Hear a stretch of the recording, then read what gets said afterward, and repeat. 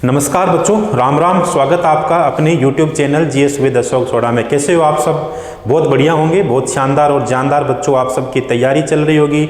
सबसे पहले तो 3 दिन के लिए बच्चों बीच में क्लास नहीं लग पाई थी, कुछ टेक्निकल इशू थे, स्टूडियो संबंधी प्रॉब्लम थी। उसके लिए हम आपसे खेद चाहते हैं, माफ़ी चाहते हैं।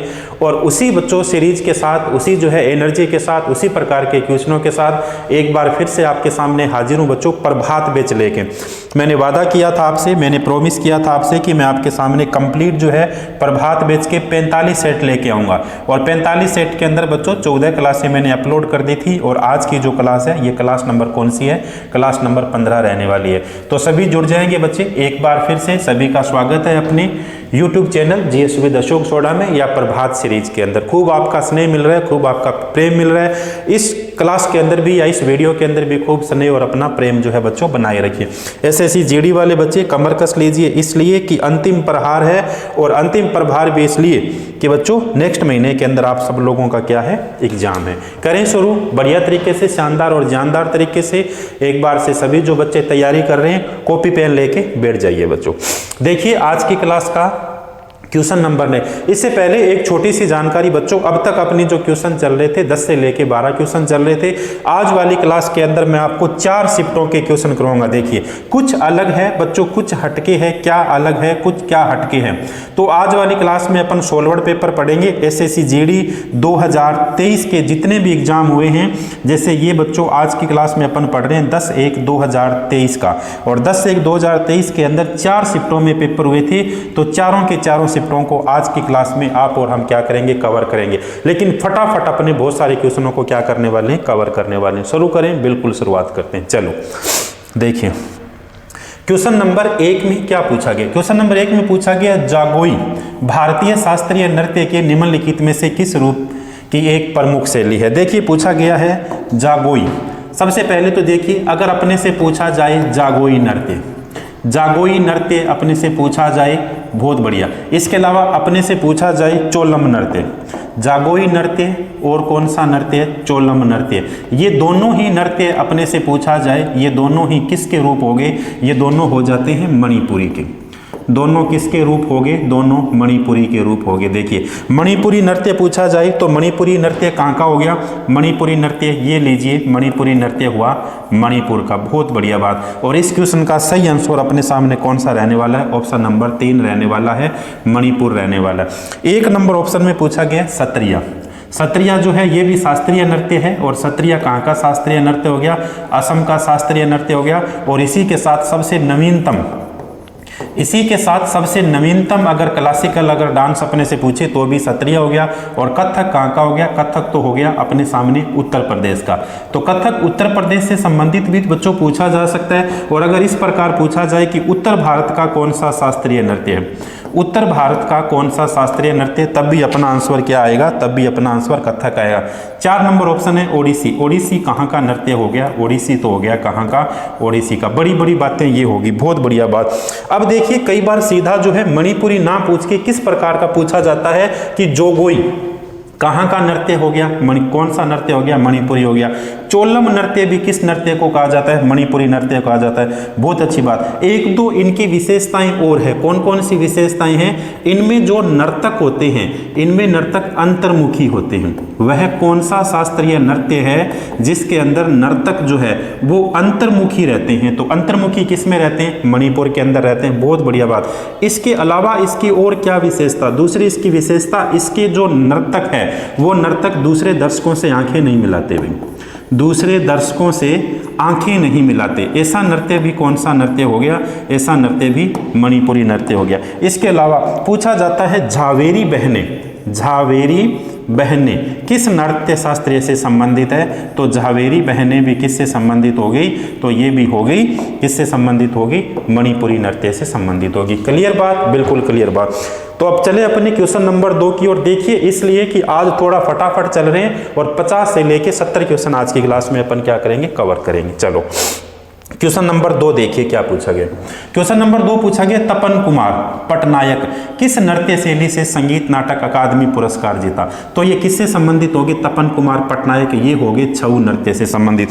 देखिए कुछ मोटी मोटी बातें देखिए आप। सबसे पहले भारत का जो सांस्कृतिक मंत्रालय है, भारत का जो सांस्कृतिक मंत्रालय है, इस सांस्कृतिक मंत्रालय के अंदर भारत के अंदर शास्त्रीय नृत्यों की संख्या हो जाती है कितनी?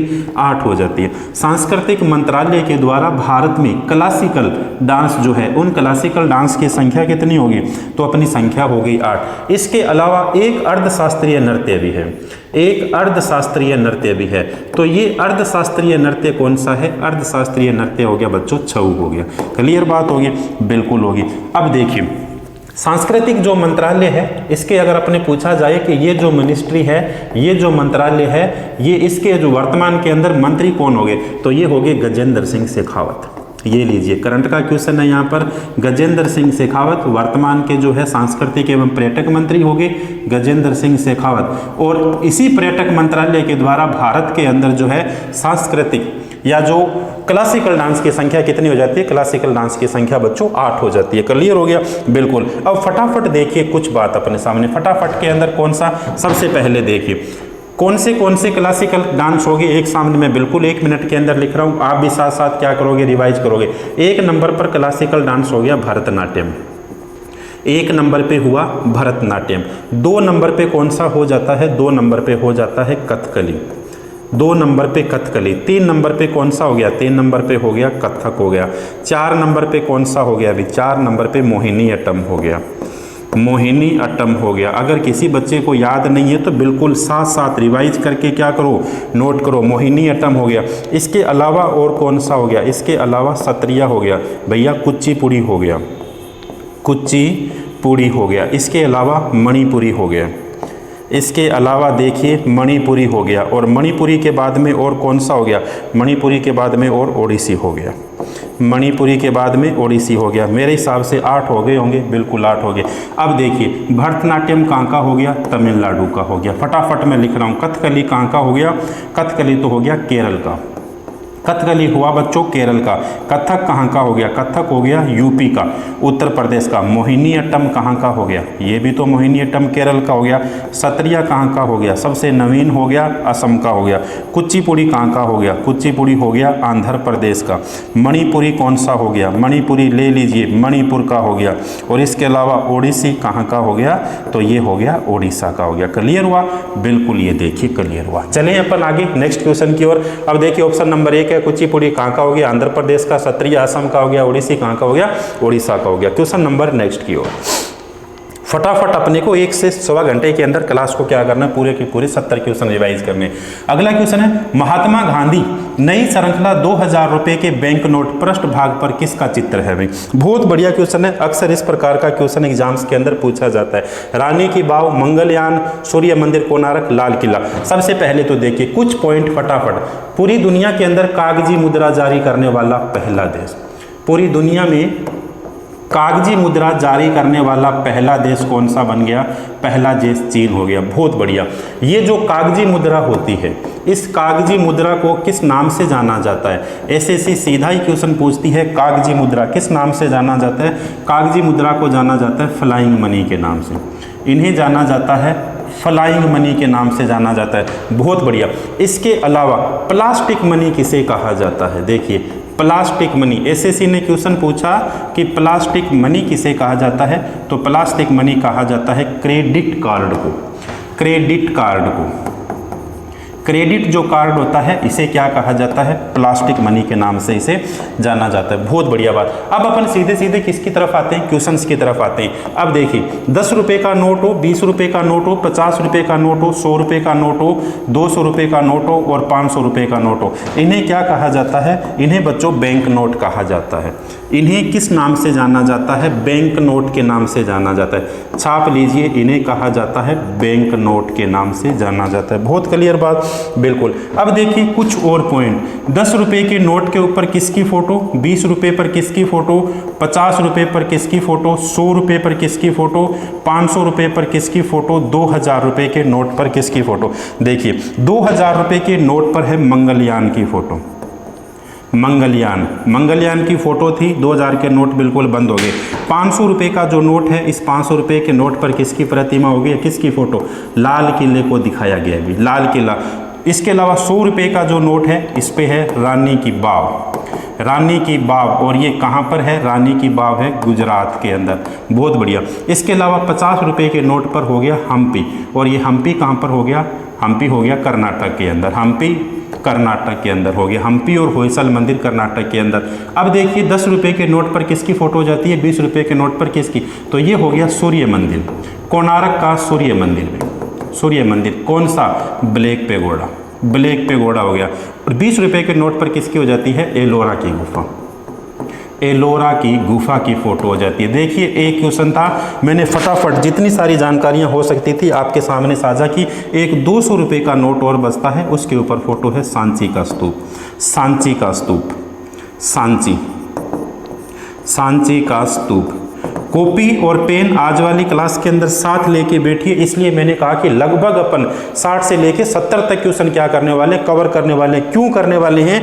मैंने पहले भी आपको थंबनेल के अंदर दिखा दिया बच्चों कि ये जो कौन सी शिफ्ट अपन कवर कर रहे हैं, सोलवर्ड पेपर अपन कवर कर रहे हैं SSC GD के। और आप सभी को इस बात का इल्म होना चाहिए कि SSC जब भी क्वेश्चन पूछती है वो रिपीटेड क्वेश्चन पूछती है। लगभग कुछ ऐसे क्वेश्चन होते हैं जो पिछले साल के या प्रीवियस ईयर के मिल जाते हैं। तो अपने पूरे के पूरे 2023 के जितनी शिफ्टों के अंदर क्वेश्चन पूछेंगे हैं उनके मैं आपको इसी जो है प्रभात सीरीज के अंदर लेके आने वाला हूं। बिल्कुल, चलें अपन नेक्स्ट क्वेश्चन की ओर देखिए।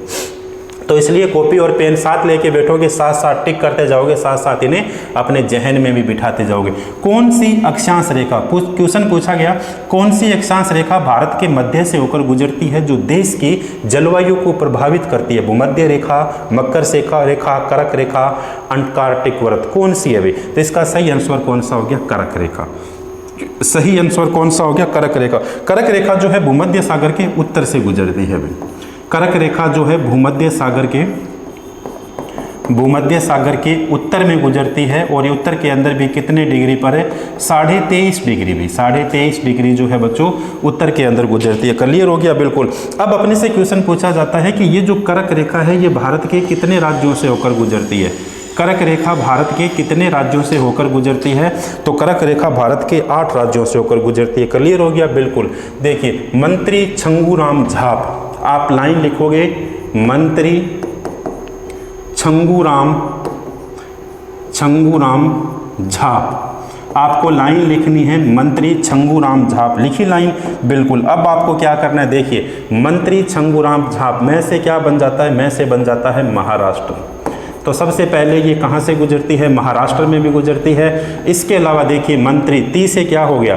ती से बन गया त्रिपुरा। ती से बना त्रिपुरा। 6 से क्या बन गया? 6 से बन गया छत्तीसगढ़। 6 से बन गया छत्तीसगढ़। इसके अलावा गु से क्या बन गया? गुजरात। गुजरात। इसके अलावा देखिए रा से क्या बन गया? राजस्थान। अगर आपको सीधे याद नहीं रहे तो यहाँ से रा से राजस्थान। मैं से क्या बन जाता है? मैं से बन गया मध्य प्रदेश। मैं से बन गया मध्य प्रदेश। झा से क्या बन जाता है? झा से बन जाता है बच्चों झारखंड। और पै से क्या बन जाता है? तो ये लीजिए पै से बन गया पश्चिम बंगाल। क्लियर हुआ या नहीं हुआ? अब नोट कर लीजिए इनको, कितने स्टेट हो गए? महाराष्ट्र 1, त्रिपुरा 2, छत्तीसगढ़ 3, गुजरात 4, राजस्थान 5, मध्य प्रदेश 6, झारखंड 7 और पश्चिम बंगाल 8। क्लियर हो गया? तो कभी भी पूछा जाए अपने से सीधे आपको याद रहे तो बहुत अच्छी बात है, नहीं याद रहे तो लाइन आपको याद रखनी है मंत्री छंगूराम झाप। और इसके अंदर पूरे के पूरे कितने स्टेट कवर हो जाते हैं? 8 स्टेट वो कवर हो जाते हैं जहां से 23.5 डिग्री कौन सी रेखा गुजरती है? तो यहां से बच्चों कर्क रेखा गुजरती है। क्लियर हुआ? बिल्कुल क्लियर। बढ़े अपन आगे। इस क्वेश्चन का सही आंसर कौन सा हो गया? कर्क रेखा हो गया।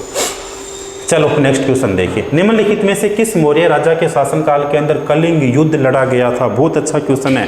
SSC प्रीवियस ईयर 2023 के अंदर 10/1/2023 को ये क्वेश्चन पूछा गया भाई। 10/1 के अंदर क्वेश्चन पूछा गया, निम्नलिखित में से किस मौर्य राजा के शासनकाल में कलिंग युद्ध लड़ा गया? तो आप सभी को पता है इसका सही आंसर क्या होने वाला है? सही आंसर अशोक होने वाला है। कलिंग युद्ध लड़ा गया। देखिए बच्चों, सबसे पहले तो अशोक के बारे में बहुत सारे क्वेश्चन पूछे जाते हैं। कलिंग युद्ध किस किस के बीच के अंदर लड़ा गया था? एक तो अशोक के बीच लड़ा गया, और इसके अलावा दूसरा किसके बीच में? कलिंग के शासक के बीच में लड़ा गया भाई। कलिंग के जो शासक थे उनके बीच में लड़ा गया था। अनंत पद्मनाभ थे भाई, उनका नाम क्या था? अनंत पद्मनाभ। तो देखिए, अगर पूछे किस किस के बीच हो गया तो एक तरफ अशोक हो गया, और उस समय कलिंग का शासक कौन हो गया? अनंत पद्मनाभ हो गया भाई। अनंत पद्मनाभ हो गया। इन दोनों के बीच में ये युद्ध लड़ा गया था। बहुत बढ़िया बात। कुछ सीधे सीधे फैक्ट लिखिए। अशोक का कई बार शासनकाल पूछा जाता है। मौर्य सम्राट अशोक का कई बार शासनकाल पूछा जाता है। तो इनका शासनकाल है 273 ईसा पूर्व से लेके 232 ईसा पूर्व। 273 ईसा पूर्व से लेके 232 ईसा पूर्व जो है इनका शासनकाल हो गया। यहाँ तक बिल्कुल बात ठीक होगी। इसके अलावा अशोक जो है सम्राट बनने से पूर्व, अशोक सम्राट बनने से पूर्व कहाँ के राज्यपाल थे? तो ये उज्जैन के राज्यपाल थे। यहाँ तक भी बात ठीक है, उज्जैन के राज्यपाल थे। बहुत बढ़िया बात। अशोक का राज्याभिषेक कब किया गया था? अशोक का राज्याभिषेक कब किया गया था? अशोक का राज्याभिषेक किया गया 269 के अंदर। अब देखिए सीधे क्वेश्चन की ओर आइए। राज्याभिषेक के कितने वर्ष बाद, राज्याभिषेक के कितने वर्ष बाद अशोक ने कलिंग युद्ध लड़ा था? तो राज्याभिषेक के 8वें वर्ष के अंदर कलिंग युद्ध लड़ा था। अब राज्याभिषेक का 8वां वर्ष कौन हो गया? तो राज्याभिषेक का 8वां वर्ष देख लीजिए, 269 में से 8 हो गए, तो इसका मतलब कलिंग का युद्ध कब लड़ा गया? तो कलिंग का युद्ध लड़ा गया था बच्चों 261 ईसा पूर्व। 261 ईसा पूर्व जो है कलिंग का युद्ध लड़ा गया था। बहुत अच्छी बात है। इसके अलावा भारत के अंदर जो है शिलालेख लिखने की प्रचलन भी किसके द्वारा शुरू किया गया था? मौर्य सम्राट अशोक के द्वारा शुरू किया गया था। अब एसएससी ने क्या क्वेश्चन पूछा था? अशोक के शिलालेखों को पढ़ने वाला पहला व्यक्ति या पहला अंग्रेज कौन था? अशोक के शिलालेखों को पढ़ने वाला पहला अंग्रेज कौन था?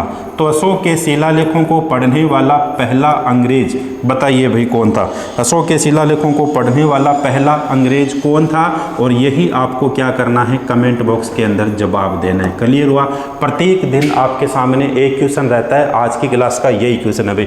बहुत अच्छा क्वेश्चन है, इसलिए मैंने इसी को चुना। मैंने कहा आज जो है आपको बताना है कि अशोक के शिलालेखों को पढ़ने वाला पहला अंग्रेज कौन था 1833 के अंदर। बता दीजिए कौन था भाई। कमेंट बॉक्स के अंदर जाओगे और कमेंट बॉक्स में जाकर आप बता दो। 2-4 बातें और लिखिए। अशोक के कुल 14 शिलालेख थे। अशोक का सबसे बृहद शिलालेख कौन सा था? अशोक का सबसे बृहद शिलालेख कौन सा हो गया? भाब्रू शिलालेख हो गया। और भाब्रू शिलालेख हो कौन सा गया? जयपुर। अब एक एसएससी ने क्वेश्चन पूछा था, देखिए थोड़ा सा विस्तार से अपन चलते हैं। एसएससी ने क्वेश्चन पूछा था अशोक ने अपने शासनकाल के या अशोक ने अपने राज्याभिषेक के कौन से वर्ष लुम्बिनी की यात्रा की थी? अशोक ने अपने राज्याभिषेक के कौन से वर्ष लुम्बिनी की यात्रा की थी? तो इन्होंने जो है 20वें वर्ष किसकी यात्रा की थी? लुम्बिनी की यात्रा की थी। बहुत अच्छी बात, 20वें वर्ष लुम्बिनी की यात्रा की थी। अशोक के कौन से शिलालेख के अंदर पूछा गया क्वेश्चन? अशोक के कौन से शिलालेख के अंदर कलिंग युद्ध की जानकारी मिलती है? कलिंग युद्ध की जानकारी मिलती है। तो अशोक के 13वें शिलालेख के अंदर किसकी जानकारी मिलती है? कलिंग युद्ध की जानकारी मिलती है। और इस क्वेश्चन का सही आंसर कौन सा हो गया? मिस्टर अशोक नहीं, मौर्य साम्राज्य क्या हो गया? अशोक हो गया। चलिए अपन आगे, बिल्कुल अपन आगे चलते हैं। आपके सामने फिर से क्वेश्चन है, अशोक के शिलालेखों को पढ़ने वाला पहला अंग्रेज कौन था? 1833 के अंदर था। मैंने हिंट दे दिया, बता दीजिएगा कमेंट बॉक्स में जाकर कौन था भाई। चलो, भारत में पहली संपूर्ण जनगणना कब की गई? देखिए जनगणना के बारे में मैंने आपके सामने बहुत सारे आंकड़े रखे हैं और यहाँ पे केवल और केवल सिर्फ मैं इस क्वेश्चन का आंसर लगा रहा हूँ और आगे बढ़ रहा हूँ। 2 ही लाइन अपन लिख रहे हैं। सबसे पहले जो है पूछा जाता है कि जनगणना कब शुरू की गई थी? सबसे पहले जनगणना कब शुरू की गई थी? तो जनगणना कब शुरू की गई थी? 1872 के अंदर। किसके काल में? लॉर्ड मेयो के काल में। लेकिन पूछा जाता है 10 की जनगणना।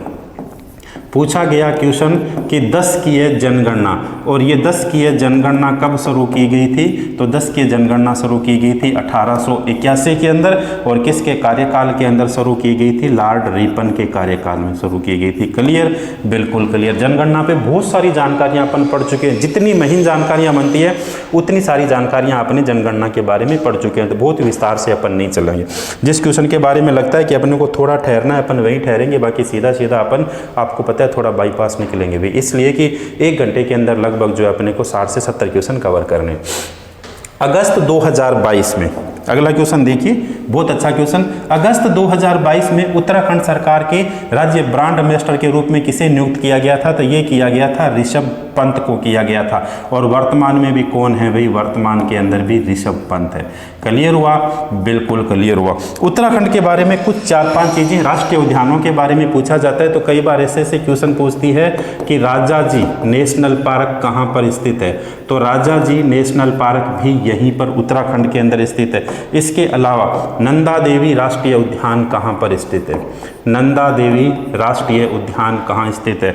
उत्तराखंड के अंदर स्थित है। इसके अलावा देखिए और कौन सा? जिम कॉर्बेट, भारत का पहला राष्ट्रीय उद्यान जिम कॉर्बेट, ये भी कहाँ पर है? उत्तराखंड के अंदर स्थित है। बहुत अच्छी बात है। अब एसएससी और क्या क्वेश्चन पूछती है कि रात्रि विश्राम की सुविधा उपलब्ध करवाने वाला, रात्रि विश्राम की सुविधा उपलब्ध करवाने वाला राष्ट्रीय उद्यान भी कौन सा हो गया? तो राष्ट्रीय उद्यान भी कौन सा हो गया? जिम कॉर्बेट हो गया। पहला पूछा जाए तब भी अपना आंसर जिम कॉर्बेट हो गया। रात्रि विश्राम की सुविधा अपने पूछा जाए तो भी ये हो गया। इसके अलावा राजा जी और नंदा देवी पूछा जाए तो उसका आंसर भी क्या हो जाता है? उसका आंसर भी अपने सामने उत्तराखंड हो जाता है। जबकि अपना क्वेश्चन ये क्या था? ब्रांड एम्बेसडर कौन थे? ऋषभ पंत थे। बढ़े अपन आगे?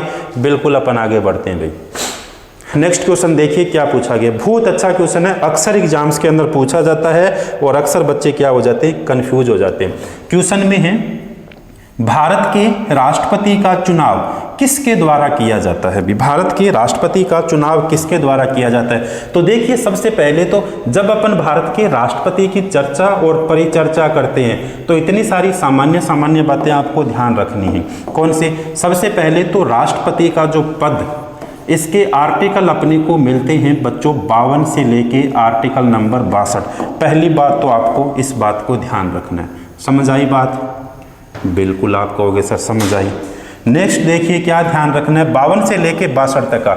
लेकिन पूछा गया है कि राष्ट्रपति का चुनाव जो है किसके द्वारा करवाया जाता है?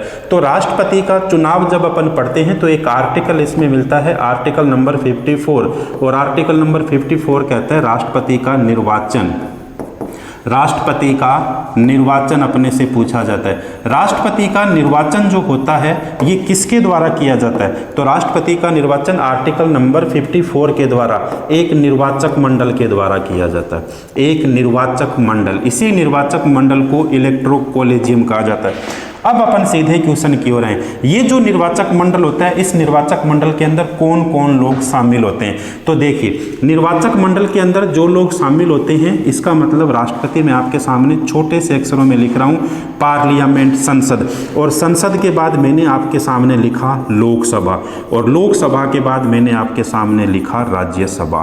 क्लियर हो गया? बिल्कुल क्लियर। अब देखिए कौन लोग भाग लेते हैं। जब अपन लोकसभा को पढ़ते हैं तो लोकसभा के अंदर 545 लोग होते हैं। इस 545 में से 543 का तो निर्वाचन किया जाता है, निर्वाचन किया जाता है। और 2 लोगों को राष्ट्रपति क्या करता था? मनोनीत करता था। और 104वें संविधान संशोधन के द्वारा मनोनयन पर रोक लगा दी। एक बात तो ये। उसी प्रकार जब अपन राज्यसभा को पढ़ते हैं तो यहाँ पर 245 लोग मिलते हैं। इन 245 लोगों के अंदर 233 ये तो हो गया निर्वाचन, और इसके अलावा 12 लोगों को भारत का राष्ट्रपति जो है आर्टिकल नंबर 83 के तहत मनोनीत करता है। अब देखिए कौन लोग भाग लेते हैं। लोकसभा के निर्वाचित सदस्य भाग लेते हैं और राज्यसभा के निर्वाचित सदस्य भाग लेते हैं। यहाँ तक बात क्लियर हुई? बिल्कुल क्लियर हुई। और कौन लोग भाग लेते हैं?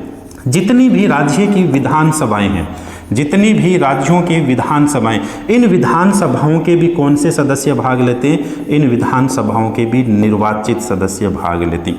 थोड़ा सा टाइम लगेगा इस क्वेश्चन के अंदर, निर्वाचित सदस्य भाग लेते हैं। इसके अलावा और कौन लोग भाग लेते हैं? 3 नंबर पे एक दिल्ली और इसके अलावा पुडुचेरी, दिल्ली और पुडुचेरी, इनकी भी विधानसभा जो है उसके भी कौन से सदस्य भाग लेते हैं बच्चों? निर्वाचित सदस्य भाग लेते हैं। अब अपने क्वेश्चन की ओर तरफ जाइए, कौन सा सही है?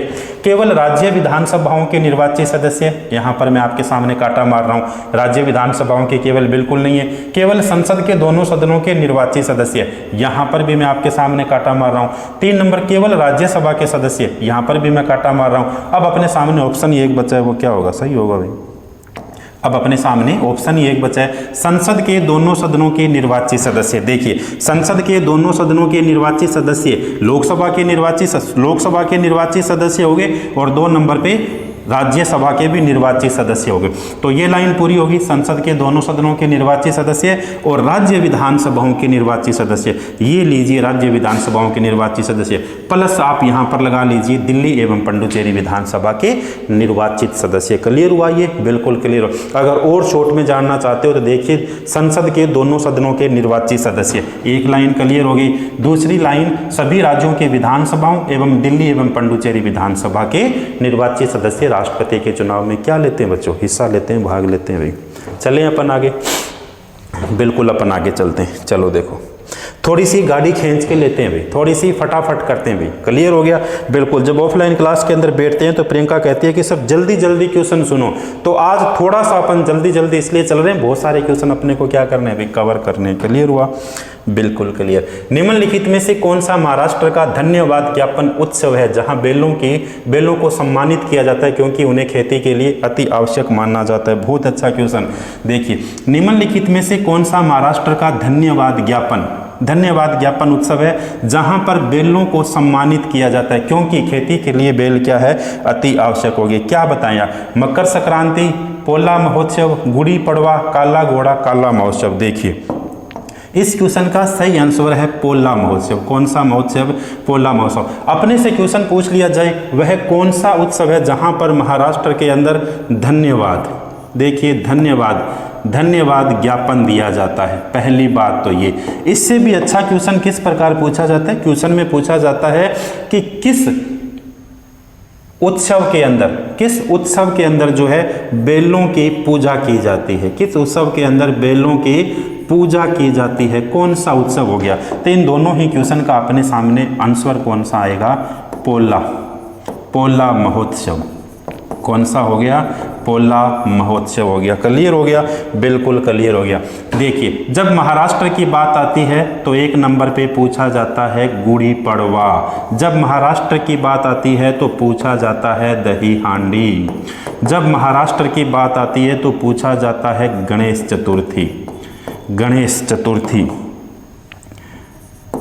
चतुर्थी पूछा जाता है। जब महाराष्ट्र की बात आती है तो रथ सप्तमी पूछा जाता है। कौन सा? रथ सप्तमी पूछा जाता है। जब बात आती है महाराष्ट्र की तो नारली महोत्सव पूछा जाता है। नारली महोत्सव पूछा जाता है। जब महाराष्ट्र की बात आती है तो पोला महोत्सव। कौन सा महोत्सव? पोला महोत्सव। बढ़े अपन आगे, बिल्कुल अपन आगे बढ़े। आनंद आ रहा है आज की क्लास में? नहीं आ रहा?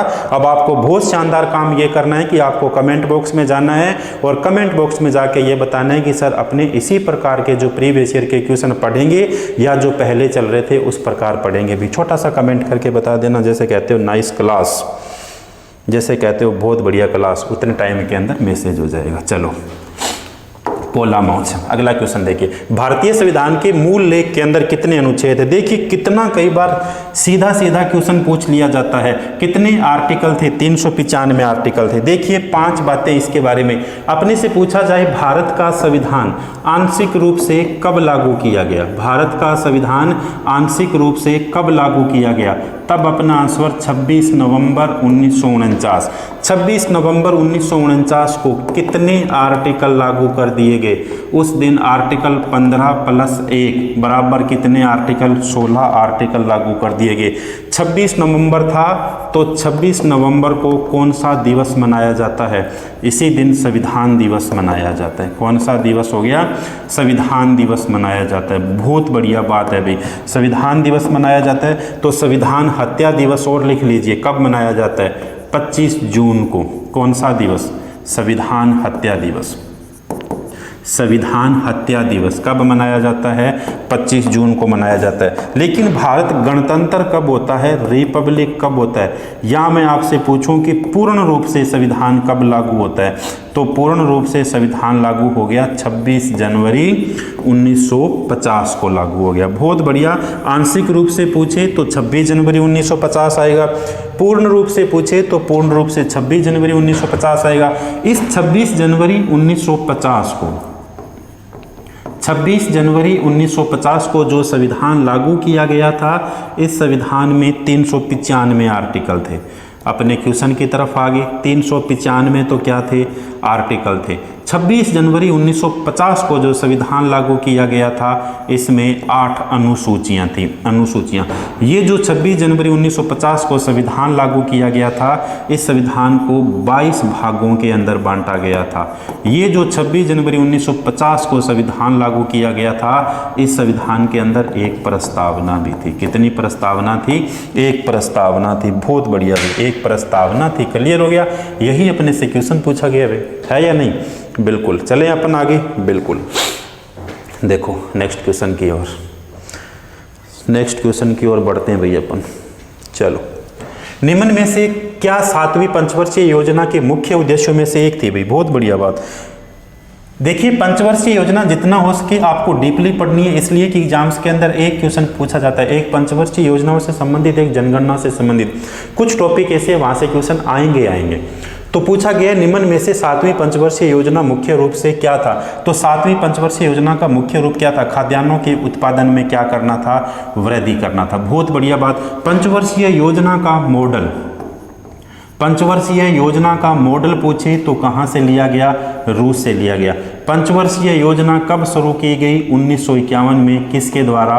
पंडित नेहरू के द्वारा शुरू की गई। बहुत बढ़िया बात। कुल पंचवर्षीय योजनाएं कितनी प्रभावित थी? तो कुल पंचवर्षीय योजना 12 थी। पंचवर्षीय योजना के स्थान पर वर्तमान में भारत में क्या लाया गया? वर्तमान में भारत में नीति आयोग लाया गया। नीति आयोग वर्तमान में लाया गया, तो इसे लाया गया 1 जनवरी 2015 को। 1 जनवरी 2015 को। बहुत बढ़िया बात। अब देखिए 2-4 फैक्ट सीधे सीधे पूछा जाता है। पहली पंचवर्षीय योजना, पहली पंचवर्षीय योजना किस मॉडल पर आधारित थी? पहली पंचवर्षीय योजना थी हेरोल्ड डोमर मॉडल पर आधारित। बहुत बढ़िया क्वेश्चन, हेराल्ड डोमर मॉडल पर आधारित। अब क्वेश्चन पूछा जाता है दूसरी पंचवर्षीय योजना, सेकेंड 5 ईयर प्लान किस मॉडल पर आधारित थी? ये थी पीसी महोलनबिस मॉडल पर आधारित। पीसी महोलनबिस मॉडल पर क्या थी? आधारित थी। बहुत बढ़िया। इसके अलावा पूछा जाता है कौन सा? गरीबी हटाओ का नारा।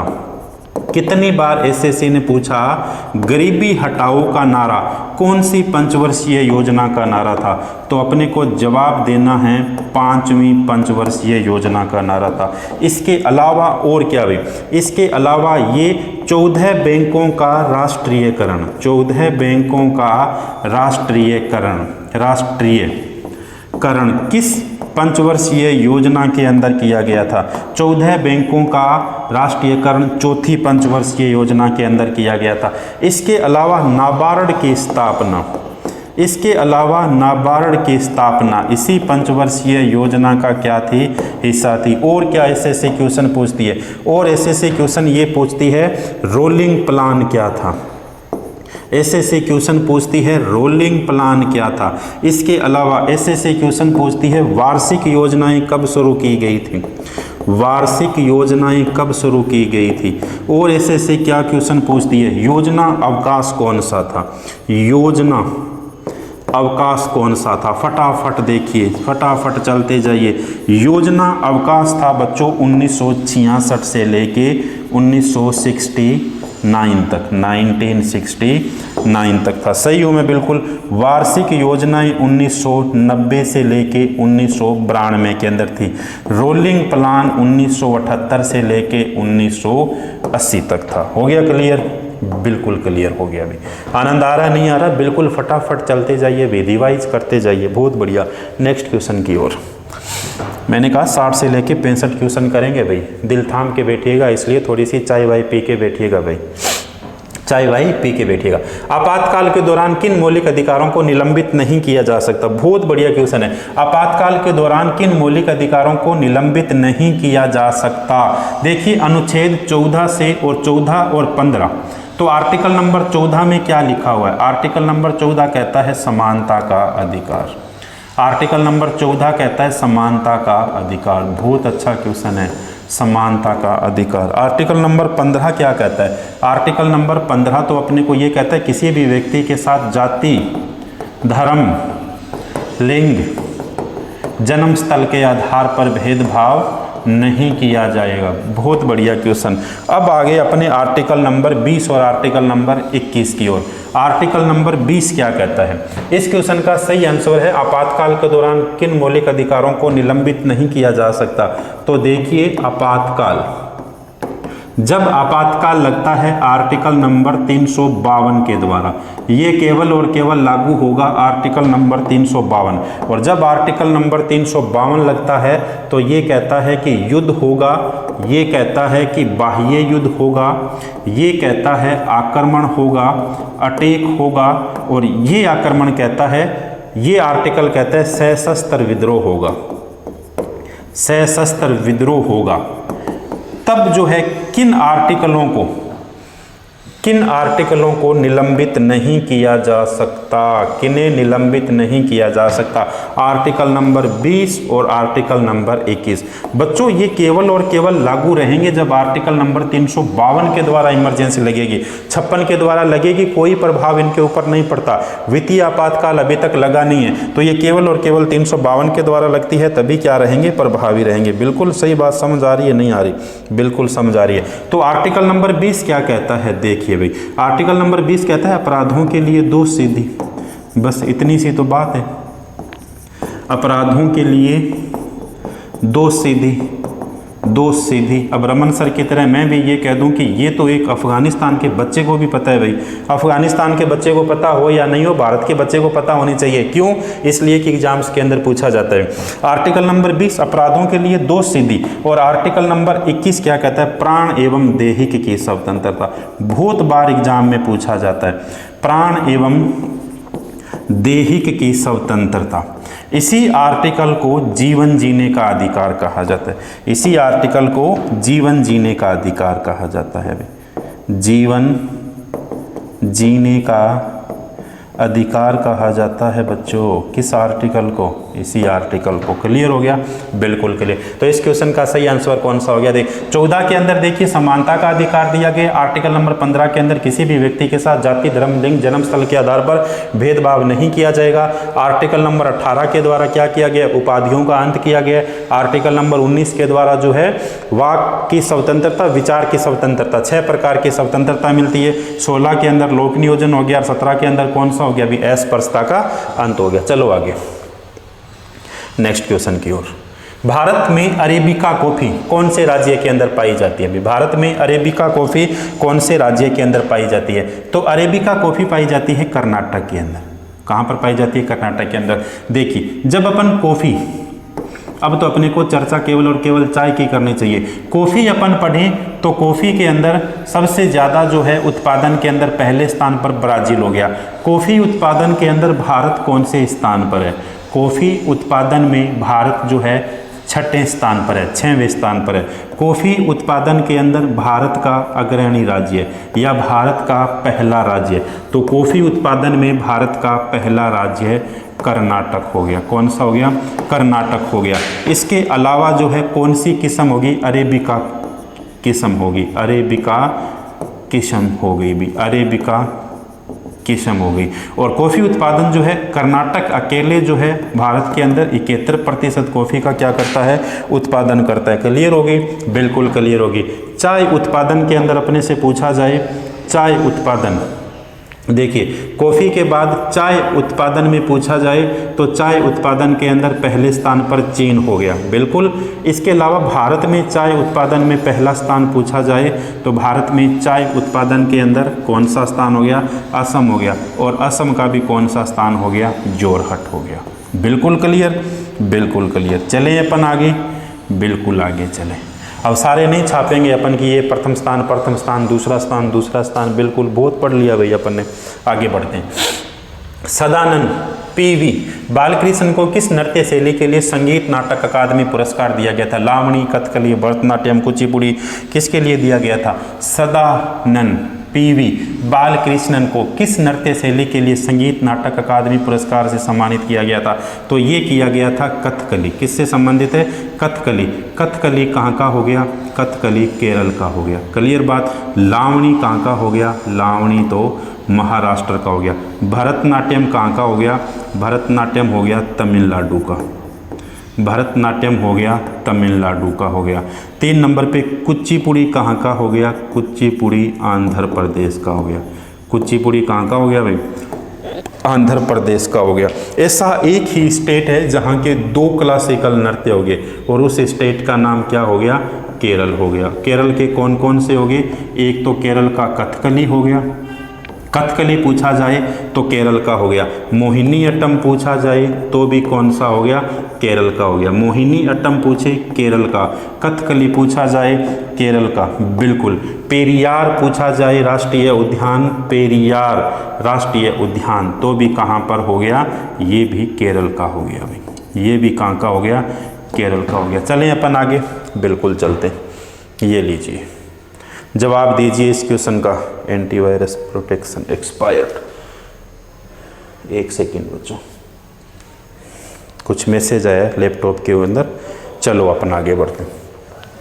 निम्नलिखित में से कौन सा ब्रिटिश भारत के भारतीय सिविल सेवा में भर्ती होने वाले पहले व्यक्ति थे? तो पहले व्यक्ति कौन थे भाई? पहले व्यक्ति थे सत्येंद्र नाथ टैगोर। कौन थे? सत्येंद्र नाथ टैगोर। अच्छा क्वेश्चन है, सिविल सेवा के अंदर भर्ती होने वाले पहले व्यक्ति। अच्छा क्वेश्चन, बहुत बढ़िया। सिविल सेवा में ये वही क्वेश्चन है जो 2023 के अंदर आए हुए क्वेश्चन है। सिविल सेवा में भर्ती होने वाला पहला भारतीय कौन था? सत्येंद्र नाथ टैगोर थे।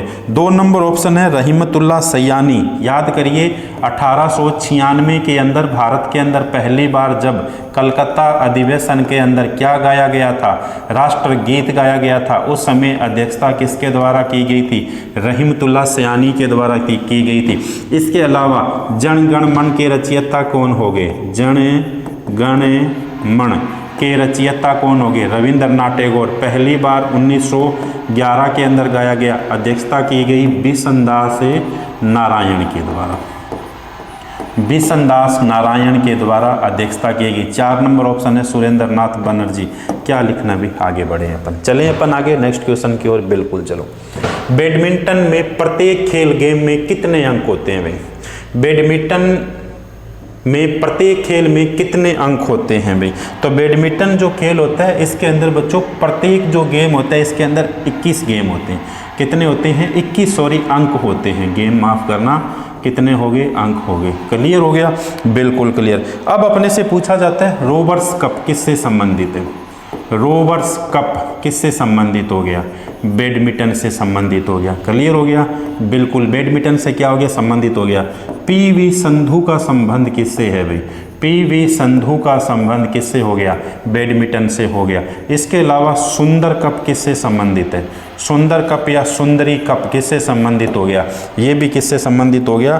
बैडमिंटन से संबंधित हो गया। तो रोवर्स कप पूछा जाए इनसे संबंधित पीवी संधू का संबंध बैडमिंटन से हो गया और सुंदरवन कप किससे संबंधित हो गया? बैडमिंटन से संबंधित हो गया। चलें आगे, बिल्कुल चलें। ओलंपिक में भारत में प्रथम ध्वज वाहक का क्या नाम था? ओलंपिक गेमों के अंदर बच्चों भारत के प्रथम ध्वज कौन थे? ये पूछा गया इस क्वेश्चन के अंदर। देखिए ओलंपिक्स में भारत के प्रथम ध्वज वाहक का क्या नाम था? तो प्रथम ध्वज वाहक जो थे इनका नाम है बच्चों पूर्मा बनर्जी। क्या नाम हो गया? पूर्मा बनर्जी। ये आगे फोड़ फाड़ लिखा है, ये हटा देना भाई। पूर्मा बनर्जी, ये फोड़ फाड़ क्या कर देना है? हटा देना है। पूर्मा बनर्जी हो गए। क्लियर हो गए? बिल्कुल क्लियर हो गए। इसके अलावा वर्तमान के अंदर 2024 के अंदर देखिए, वर्तमान में 2024 के अंदर ओलंपिक खेलों का आयोजन कहाँ पर किया गया? तो आप सभी को पता है 33वें ओलंपिक खेलों का आयोजन कहाँ किया गया था? पेरिस के अंदर। बहुत ही बढ़िया तरीके से आपको इनको छाप के रखना है। कैसे छाप के रखना है? एक तो शुभारंभ के ध्वज वाहक और समापन के ध्वज वाहक। तो 33वें पेरिस ओलंपिक के अंदर शुभारंभ के ध्वज वाहक कौन थे? शुभारंभ के ध्वज वाहक कौन थे? तो शुभारंभ के ध्वज वाहक बता दीजिए कौन थे? एक तो मैं नाम लिख रहा हूँ आपके सामने, पीवी संधू। एक का मैंने नाम लिखा पीवी संधू, नाम लिख दिया, अपने जहन दिल दिमाग में छाप देना। और 2 नंबर पे मैंने लिख दिया शरत कमल। शरत कमल मैंने नाम लिख दिया। एक के आगे टेबल टेनिस से इनका संबंध है और पीवी संधू का संबंध किससे हो गया? बैडमिंटन से हो गया। लगातार 2 ओलंपिक के अंदर पदक जीतने वाली पहली भारतीय महिला भी कौन होगी? पीवी संधू। अब देखिए समापन का ध्वजवाहक, समापन के ध्वजवाहक कौन थे? तो समापन के ध्वजवाहक कौन हो गए? समापन के ध्वजवाहक के अंदर एक तो हो गई अपनी मन्नू भाकर, एक तो हो गई मन्नू भाकर और दूसरे कौन हो गए? PR, बताइए PR श्रीजेश। PR कौन हो गए? श्रीजेश हो गए। ये इनका संबंध किससे हो गया? हॉकी से। भारतीय हॉकी के अंदर ये गोलकीपर है। और मन्नू भाकर का संबंध किससे होगी? निशानेबाजी, निशानेबाजी से इनका क्या हो गया? संबंध हो गया। क्लियर? बिल्कुल क्लियर। बढ़े अपन आगे, बिल्कुल नेक्स्ट क्वेश्चन की ओर अपन आगे बढ़ते हैं। चलो देखो, महात्मा गांधी नई श्रृंखला के 50 रुपए के बैंक नोट का आधार रंग क्या था? इस क्वेश्चन को अपने पहले ही कवर कर चुके हैं। और ये देखिए इसका कलर जो था फ्लोरामेंट कलर था। कौन सा कलर था? फ्लोरामेंट कलर था। महात्मा गांधी की नई श्रृंखला के 50 रुपए के जो नोट है इनका जो है आधार रंग क्या था? तो फ्लोरासेंट, नीला कलर जो है इसका हो गया। बाकी इसके बारे में अपन इससे पहले वाला 3 या 4 नंबर स्लाइड थी उसमें क्वेश्चन पढ़ चुके हैं भाई। देखो, निम्नलिखित में से कौन सा आंध्र प्रदेश का शास्त्रीय नृत्य है? कौन सा आंध्र प्रदेश का शास्त्रीय नृत्य? अब एक बात आपके जहन में थोड़ी सी आ रही होगी कि लगभग जो तीसरा, चौथा, पांचवा जो क्वेश्चन आ रहा है अपने सामने वो शास्त्रीय नृत्यों से संबंधित आ रहा है। तो इसका मतलब एसएससी एक बात क्लियर करो कि शास्त्रीय नृत्य संबंधित क्वेश्चन पूछती है। 2 नंबर पे आप क्लियर करिए कि लोक नृत्य से संबंधित क्वेश्चन पूछ रही है। 3 नंबर इकोनॉमिक्स के अंदर कहीं ना कहीं नोटों से संबंधित क्वेश्चन पूछ रही है। तो देखिए हर तीसरा या चौथा क्वेश्चन ये वही क्वेश्चन है जो एसएससी 2023 के अंदर पहले दिन की परीक्षा थी, 4 पारियां, उनके अंदर क्वेश्चन पूछे गए थे। तो देखिए अब भी आपको क्या करना है? सारे के सारे कवर करने। भरतनाट्यम कहाँ का हो गया? भरतनाट्यम नाम भरत के, और इसका मतलब ये कहाँ पर हो गया? तमिलनाडु के अंदर हो गया। तमिलनाडु का भी हो गया और दक्षिण भारत का शास्त्रीय नृत्य भी हो गया। मोहिनीअट्टम कहाँ का हो गया? मोहिनीअट्टम केरल का हो गया। बहुत बढ़िया। कुचिपुड़ी कहाँ का हो गया? कुचिपुड़ी हो गया आंध्र प्रदेश का हो गया। अगली बात कौन सी? अगली बात ये कि मणिपुरी कहाँ का हो गया?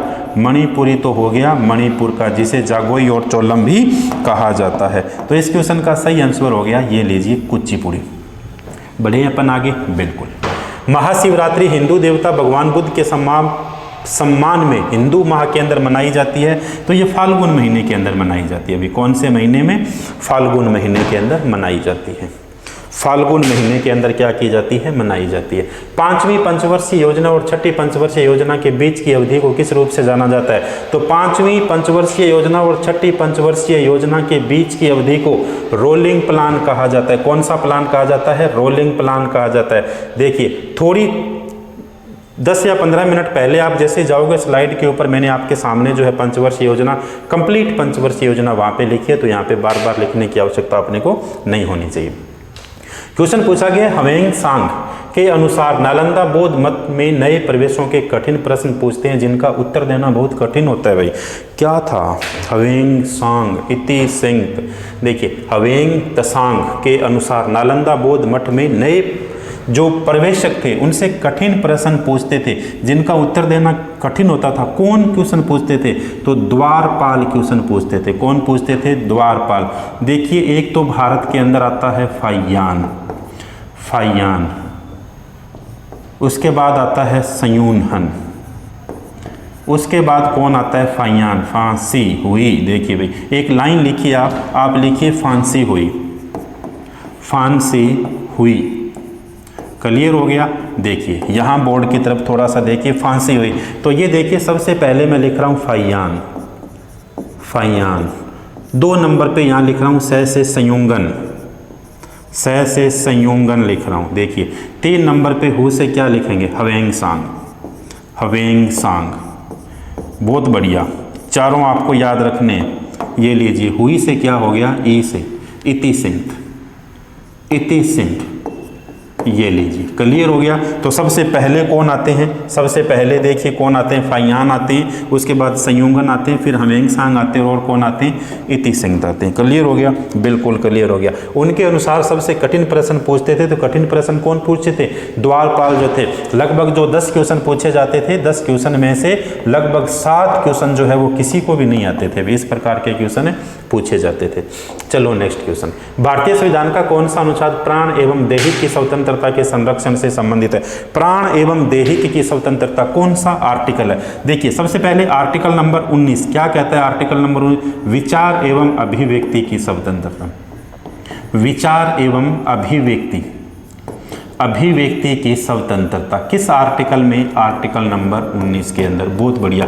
अब अपने से क्वेश्चन ऐसे क्वेश्चन पूछे कि मूल संविधान के अंदर आर्टिकल नंबर 19 में कितने प्रकार की स्वतंत्रता थी, तो उस समय 7 प्रकार की स्वतंत्रता थी। और वर्तमान में पूछे कितने प्रकार की रहेगी, वर्तमान के अंदर 6 प्रकार की रहेगी। बहुत बढ़िया बात। 2 नंबर पे हो गया आर्टिकल नंबर 21, तो यही कहता है प्राण एवं दैहिक की स्वतंत्रता। देखिए कितनी बार ये क्वेश्चन पूछा गया, प्राण एवं दैहिक की स्वतंत्रता। एक ही दिन के अंदर ये लगभग 2 बार 2 पारियों में क्वेश्चन पूछा गया। आर्टिकल नंबर 20 अपराधों के लिए दोषसिद्धि, अपराधों के लिए दोषसिद्धि। आर्टिकल नंबर 22 क्या कहता है, गिरफ्तारी के संबंध में, गिरफ्तारी के संबंध में। बहुत बढ़िया भाई, गिरफ्तारी के संबंध में। तो इस ये जो क्वेश्चन पूछा गया अपने सामने, इस क्वेश्चन का सही आंसर कौन सा होने वाला है, आर्टिकल नंबर 21, जिसे क्या कहा जाता है, जीवन जीने का अधिकार भी कहा जाता है। अब देखिए 7 प्रकार की स्वतंत्रता थी। सबसे पहले विचार की स्वतंत्रता आती है, कई बार पूछ लिया जाता है सीक्वेंस के अंदर। विचार की स्वतंत्रता, सभा की स्वतंत्रता, 3 नंबर पे संघ बनाने की स्वतंत्रता, 4 नंबर पे फटाफट चलिए एक ही सांस के अंदर आवागमन की स्वतंत्रता, आवागमन की स्वतंत्रता के बाद निवास की स्वतंत्रता, और निवास की स्वतंत्रता के बाद संपत्ति का अधिकार, और उसके बाद अपने सामने व्यापार की स्वतंत्रता। हो गए क्या 7, 1 2 3 4 5 6 7, बिल्कुल हो गए। और हटा कौन सा दिया था, तो संपत्ति का अधिकार कब, तो ये लीजिए 44वें संविधान संशोधन 1978 के द्वारा। क्लियर हुआ, बिल्कुल। एक और थोड़ा सा जहन के अंदर आप विचार डालिए, कौन सा, कि भाग नंबर 3 से सर्वाधिक क्वेश्चन पूछे जा रहे हैं भाई।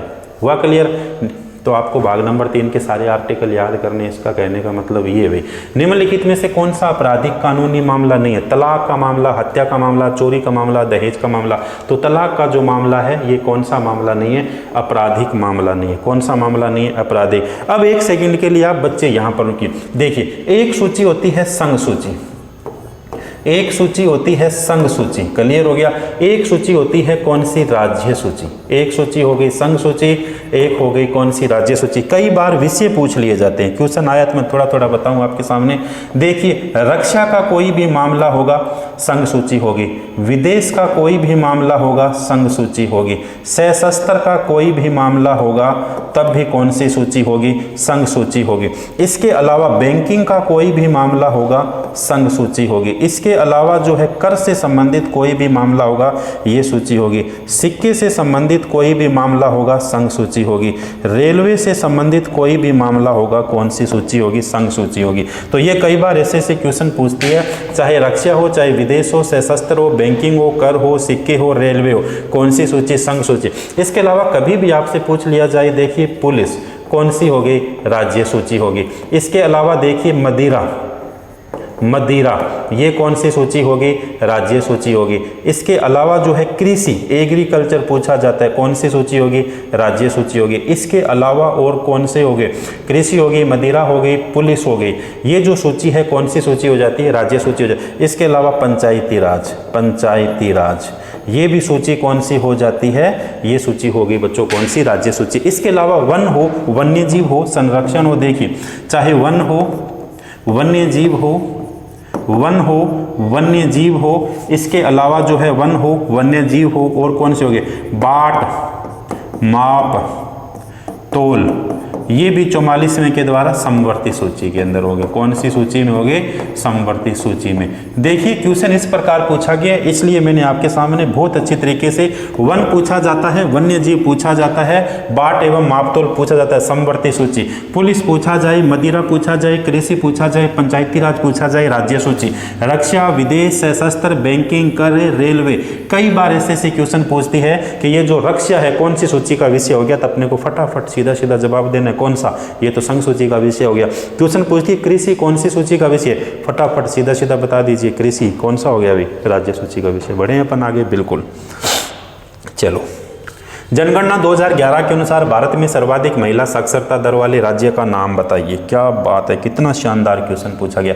थोड़ी देर पहले कहा था जनगणना रट देना भी इसलिए क्वेश्चन पूछा जाता है। पीछे वाली क्लास जब आप देखोगे तो जनगणना पे बहुत सारे क्वेश्चन मैंने आपको विस्तार से करवाए। केरल के अंदर जनगणना 2011 के अनुसार भारत में सर्वाधिक महिला साक्षरता दर पूछा गया। देखिए कुछ फैक्ट देखिए सीधे सीधे कौन कौन से। पहला फैक्ट तो ये हो गया, जनगणना 2011 के अनुसार, जनगणना 2011 के अनुसार, बहुत बढ़िया बात होगी, बहुत बढ़िया। क्या लिखें? जनगणना 2011 के अनुसार साक्षरता दर, साक्षरता दर कितनी है? साक्षरता दर कितनी है? तो साक्षरता दर हो गई कितनी? 74.04 हो गई। सही है क्या? बिल्कुल सही है, 74.04 हो गई। ये जो 74.04 हुई है, इस 74.04 के अंदर पुरुष साक्षरता दर, पुरुष साक्षरता दर कुल तो कितनी होगी? 74.04। कुल साक्षरता दर पूछा, पुरुष साक्षरता दर पूछा जाए तो ये हो गई 82.14, 82.14। महिला साक्षरता दर पूछा जाए, महिला साक्षरता दर पूछा जाए, महिला साक्षरता दर पूछा जाए तो महिला साक्षरता दर के अंदर कितनी लिखूं भाई मैं? महिला साक्षरता दर के अंदर मैं लिखता हूं 65.46, 46 होगी। बहुत बढ़िया, बिल्कुल हो गई।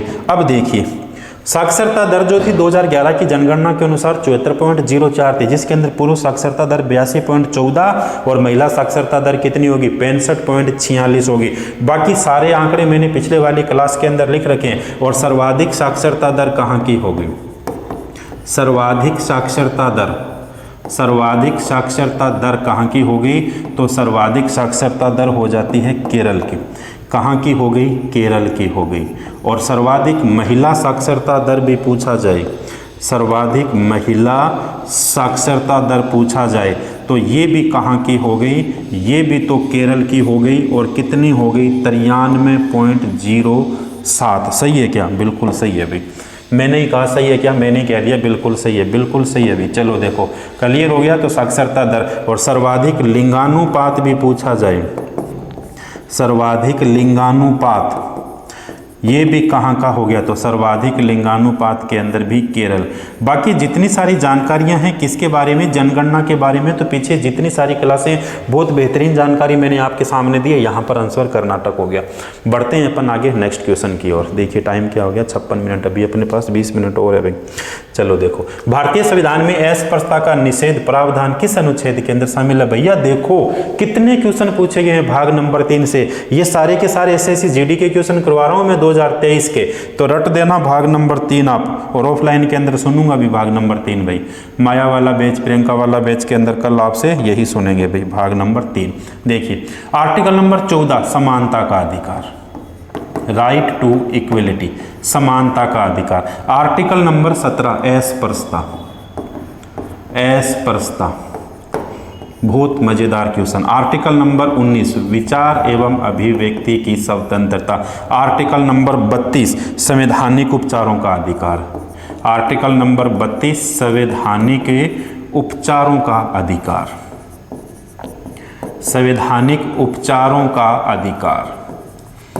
देखिए संवैधानिक उपचारों का अधिकार। यहां पर थोड़ी सी मैं आपके सामने 2 लाइन लिख रहा हूं। अगर आपसे कभी भी पूछ लिया जाए डॉक्टर B.R. अम्बेडकर के द्वारा, डॉक्टर B.R. अम्बेडकर के द्वारा भारत के संविधान के किस आर्टिकल को संविधान की आत्मा कही गई थी? किस आर्टिकल को, किस अनुच्छेद को क्या संविधान की आत्मा, सोल ऑफ इंडियन कॉन्स्टिट्यूशन, किस आर्टिकल को संविधान की आत्मा किस आर्टिकल को कहा गया था डॉक्टर बी आर अम्बेडकर के द्वारा? क्या लिखूं मैं? आप कहोगे सर 32 छाप दीजिए। ये लीजिए 32 मैंने छाप दिया। क्लियर हो गया। इसके अलावा कभी भी आपसे पूछा जाए तो कन्फ्यूजन नहीं होना। संविधान की आत्मा किसे कहा जाता है? तो वैसे संविधान की आत्मा, संविधान का परिचय पत्र और संविधान की कुंजी और संविधान की जन्म कुंडली किसे कहा जाता है? प्रस्तावना को कहा जाता है। लेकिन कभी आपसे आर्टिकल पूछ लिया जाए, अनुच्छेद पूछ लिया जाए, तब आपका आर्टिकल नंबर 32 सही होगा। और किसके द्वारा कहा गया था? डॉक्टर बी आर अम्बेडकर के द्वारा। इस क्वेश्चन का सही आंसर ऑप्शन नंबर 3। निम्नलिखित में से किस गुप्त शासक को उनकी सैन्य उपलब्धियों के कारण भारत का नेपोलियन कहा जाता था? भी किसे कहा जाता था? चंद्रगुप्त प्रथम को, चंद्रगुप्त द्वितीय को, श्रीगुप्त को, समुद्रगुप्त को? लॉक कर दिया जाए किसको? समुद्रगुप्त को। समुद्रगुप्त को भारत का नेपोलियन, भारत का नेपोलियन किसे कहा गया? समुद्रगुप्त को कहा गया। इसके अलावा 100 युद्धों का स्वामी, 100 युद्धों का स्वामी या 100 युद्धों का विजेता, ये भी किसे कहा गया? तो 100 युद्धों का विजेता भी कहा गया किसे? समुद्रगुप्त को कहा गया। चलो देखो अगला क्वेश्चन है, ई कृष्ण अय्यर का संबंध किस नृत्य शैली से? कथक, ओडिसी, कुचिपुड़ी, भरतनाट्यम। फिर आ गया ना ये क्वेश्चन, देखिए कथक, ओडिसी, कुचिपुड़ी, भरतनाट्यम। तो इसका सही आंसर कौन सा हो गया? भरतनाट्यम हो गया। चलो आगे, इसके बारे में बहुत बार अपन ने पढ़ा है। भारत में प्रत्येक कितने सालों के बाद जो है भारत के अंदर जनगणना की जाती है? थोड़ी सी लैंग्वेज मिस प्रिंटिंग हो गई। भारत में प्रत्येक 10 वर्ष के बाद जनगणना भारत के अंदर की जाती है। ये लीजिए 10 वर्ष के बाद भारत के अंदर जनगणना की जाती है।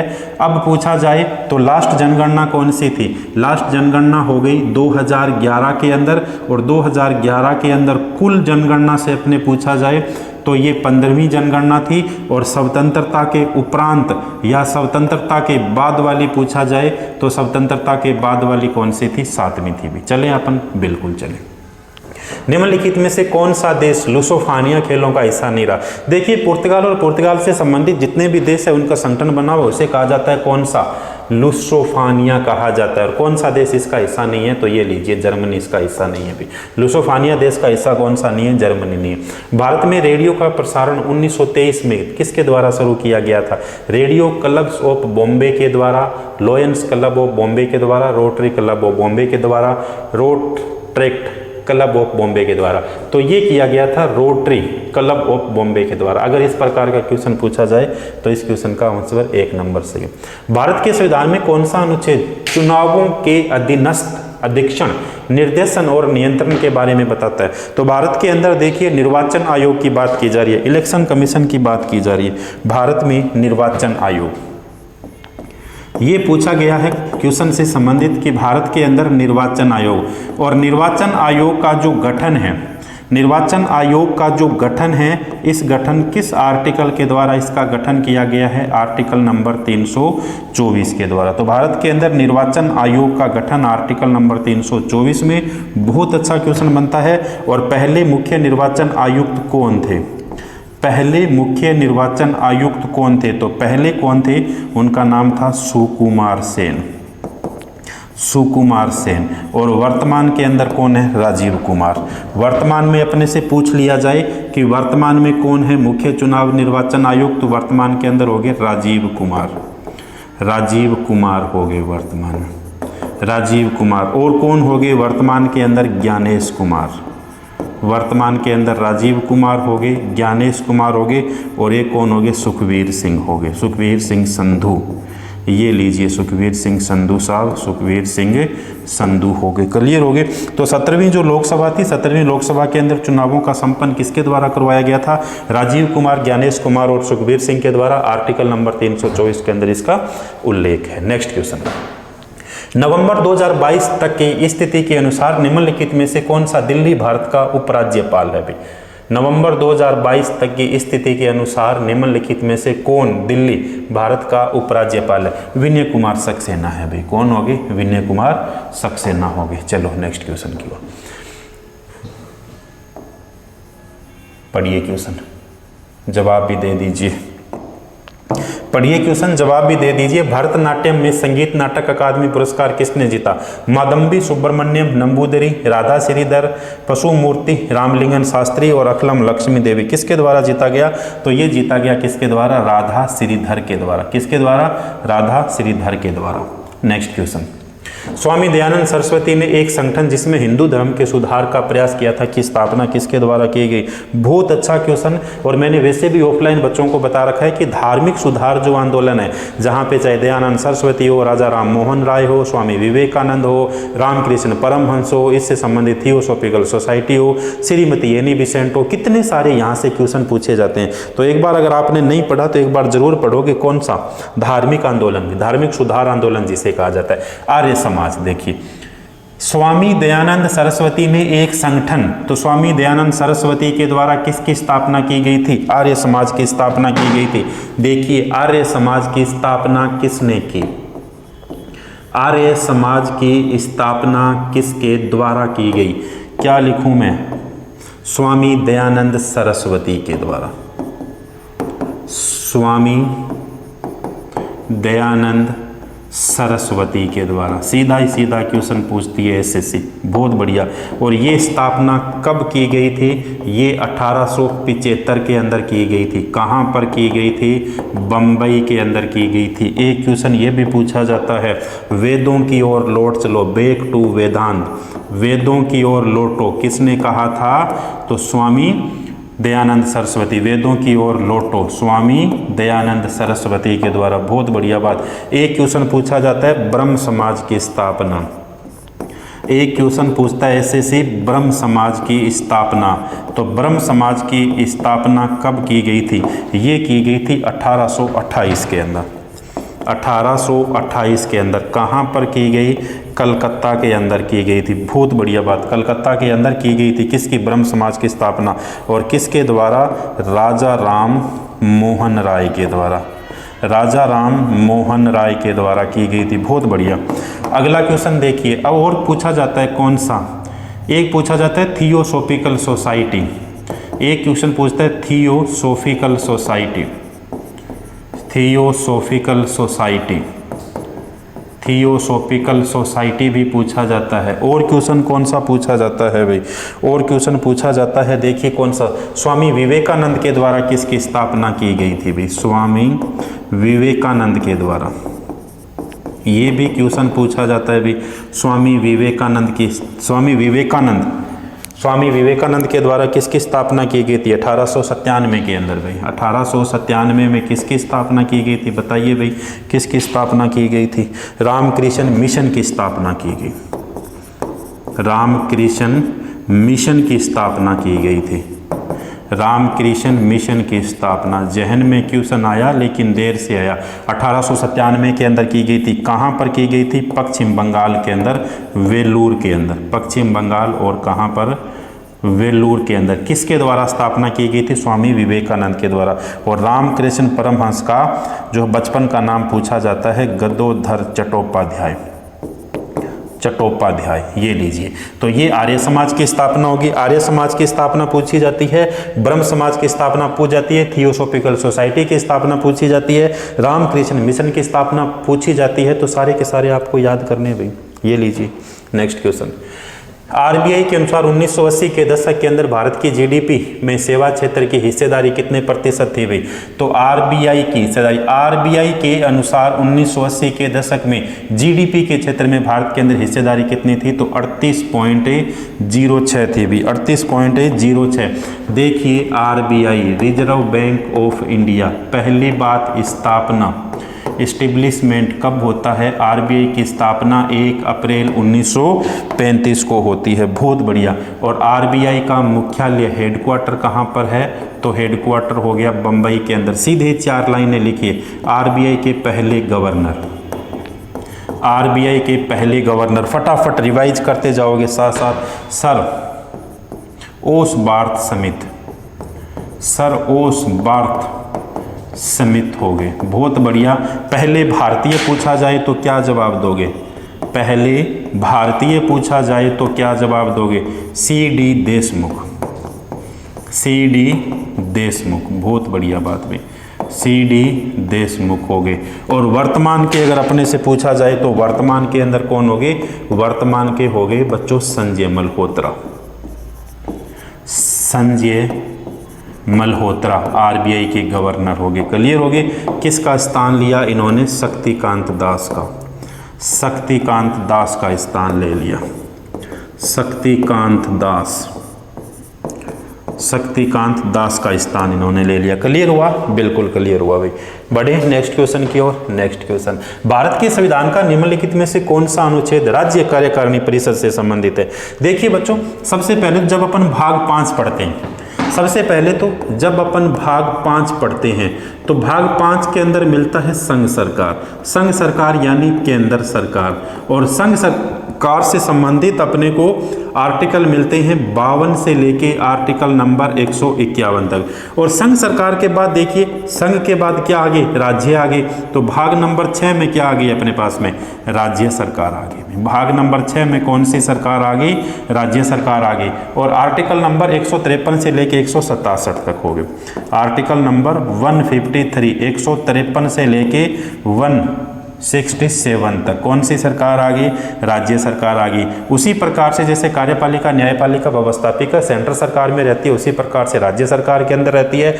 सेंट्रल सरकार के अंदर अपन राष्ट्रपति, उपराष्ट्रपति, प्रधानमंत्री पढ़ते हैं, उसी प्रकार से राज्य सरकार के अंदर अपन मुख्यमंत्री, राज्यपाल और विधानसभा पढ़ते हैं। ये लीजिए, बहुत डीपली इस क्वेश्चन के अंदर अपन नहीं जाएंगे, बस इतना कवर करते हैं। चलो, भारतीय संविधान में राष्ट्रपति के चुनाव की विधि किस संविधान से ली गई है? भारतीय संविधान के अंदर राष्ट्रपति, भारतीय क्वेश्चन पूछा गया बच्चों, भारतीय संविधान के अंदर राष्ट्रपति के चुनाव की विधि को लिया गया है। कहां से लिया गया है भाई? देखिए, सबसे पहले भारतीय संविधान के अंदर राष्ट्रपति का चुनाव और चुनाव की विधि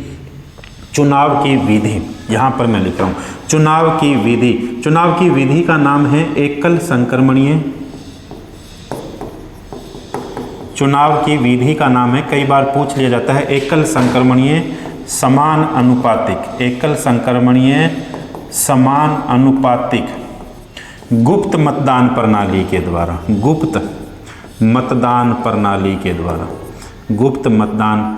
के द्वारा। तो कभी अपने से विधि पूछ लिया जाए तो विधि कौन सी होगी? एकल संक्रमणीय समान अनुपातिक गुप्त मतदान प्रणाली के द्वारा भारत के राष्ट्रपति का क्या किया जाता है? चुनाव किया जाता है। देखिए बच्चों, अपने से पूछा कि गुप्त मतदान प्रणाली, अगर कभी अपने से पूछ लिया जाए कि गुप्त है तो क्या खुली मतदान प्रणाली भी होती है भाई? अगर गुप्त है तो क्या खुली मतदान प्रणाली होती है? होनी चाहिए भाई, बिल्कुल होनी चाहिए। और अगर होनी चाहिए तो बिल्कुल है। खुली मतदान प्रणाली के द्वारा किसका चुनाव होता है? तो ये राज्यसभा के सदस्यों का भी। राज्यसभा के सदस्यों का जो चुनाव होता है ये खुली मतदान प्रणाली के द्वारा होता है। अब क्वेश्चन था कि कहां से ली गई है? तो राष्ट्रपति के चुनाव की विधि ली गई है आयरलैंड से। कहां से ली गई है? आयरलैंड के संविधान से ली गई है। और जब आयरलैंड के संविधान से लिए गए तो भारत के संविधान के अंदर नीति निर्देशक तत्व DPSP, तो नीति निर्देशक तत्व ये भी कहां से ले लिए गए? आयरलैंड के संविधान से। दक्षिण अफ्रीका के संविधान से संविधान में संशोधन की प्रक्रिया, संविधान में संशोधन, amendment of Indian constitution, south Africa. Germany से क्या ले लिए गए? जर्मनी से तो ले लिए गए आपातकालीन उपबंध जो है जर्मनी से ले लिए गए।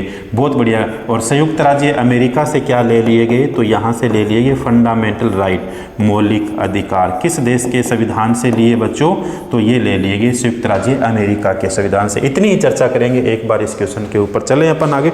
बिल्कुल, चलो बस थोड़े से क्वेश्चन बचे हैं, 10 मिनट का टाइम और लगेगा अपने सामने। भारत में किस वर्ष के अंदर राष्ट्रीय काम के बदले भोजन कार्यक्रम national food for work programme शुरू कब किया गया था? बहुत अच्छा क्वेश्चन है, 2004 के अंदर किया गया। भारत में किस वर्ष राष्ट्रीय काम के बदले भोजन कार्यक्रम, काम करोगे तो भोजन मिलेगा, काम के बदले भोजन, कब शुरू किया गया था? 2004 के अंदर शुरू किया गया। चलो, निम्नलिखित में से किस राज्य के अंदर मकर संक्रांति को पेड़ा पाडुंगा के रूप में मनाया जाता है? तो ये मनाया जाता है आंध्र प्रदेश के अंदर। कहाँ पर? आंध्र प्रदेश के अंदर। ये लीजिए, मकर संक्रांति को क्वेश्चन में पूछा गया है निम्नलिखित में से किस राज्य में मकर संक्रांति को पेड्डा पाडुंगा के रूप में मनाया जाता है? आंध्र प्रदेश के अंदर मनाया जाता है। पोषण की उस प्रणाली में जिसने जीव किसी मृत या विघटित जैविक पदार्थों में पोषक तत्व प्राप्त करते हैं, उस पोषण प्रणाली को क्या कहा जाता है? मृतजीवी कहा जाता है। क्या कहा जाता है? मृतजीवी। पोषण की उस प्रणाली जिसमें जीव किसी मृतजीवी, सीधी सी बात है, मरे हुए जीव से विघटित होने के बाद जैविक क्या हो जाते हैं? मृतजीवी हो जाते हैं। भाई सोचने की कहाँ जरूरत है, आगे चलते हैं। ये लो, मोहिनीअट्टम की जननी आधारित एक डॉक्यू फिक्शन है। कौन है भाई? तो मोहिनीअट्टम जो है, सबसे पहले मोहिनीअट्टम कहाँ का हो गया? मोहिनीअट्टम केरल का हो गया। मोहिनीअट्टम कहाँ का हो गया?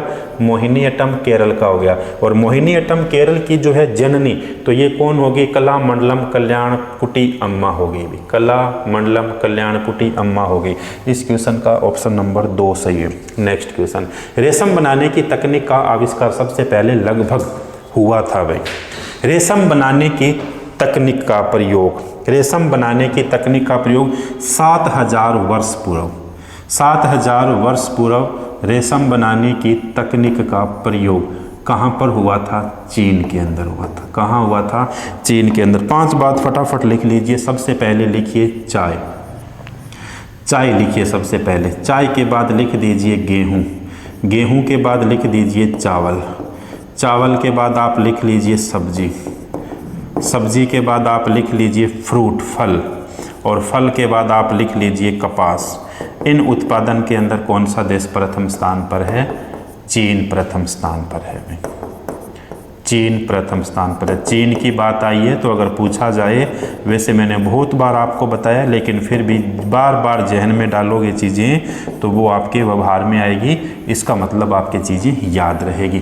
तो देखिए, रेशम बनाने की तकनीक का आविष्कार सबसे पहले लगभग चीन के अंदर 7000 वर्ष पूर्व हुआ था, और इस विधि को उन्होंने बहुत सालों तक क्या रखा था? सीक्रेट रखा था। अभी क्या रखा था? बहुत लंबे टाइम तक सीक्रेट रखा था। क्लियर? बिल्कुल क्लियर। देखो, क्रिकेट विश्व कप 1983 के फाइनल मैच में निम्नलिखित में से किस खिलाड़ी ने सर्वाधिक रन बनाए थे? तो ये बनाए थे श्रीकांत के द्वारा। किसके द्वारा बनाई? श्रीकांत के द्वारा। भारत ने वर्ल्ड कप अभी तक जो है एक दिवसीय वनडे मैच होते हैं, उनका जो वर्ल्ड कप है भारत ने 2 बार जीता है। एक बार तो 1983 के अंदर और दूसरी बार 2011 के अंदर। 1983 के अंदर जो कैप्टन थे उनका नाम था कपिल देव, कैप्टन थे कपिल देव। और 2011 के अंदर जब जीता था उस समय कैप्टन थे माही, और माही के नाम से किसे जाना जाता है? माही के नाम से जाना जाता है महेंद्र सिंह धोनी को, महेंद्र सिंह धोनी को, महेंद्र सिंह धोनी को। ये लीजिए नेक्स्ट क्वेश्चन, किस देश में 2019 के अंदर एशिया एथलेटिक्स चैंपियनशिप की मेजबानी की थी? तो किसके द्वारा की गई थी? कतर के द्वारा की गई थी। चलो, भारत के सर्वोच्च न्यायालय में से एक निर्णय पारित किया जिसमें उसने 3 तलाक की प्रथा को असंवैधानिक घोषित किया था। ऐसा करना क्या था? निरस्त। बहुत अच्छा क्वेश्चन है। 2 मिनट लगे तो आप 2 मिनट रुकिए। सबसे पहले तो देखिए, एक मामला था सायरा बानो वर्सेज भारत संघ मामला।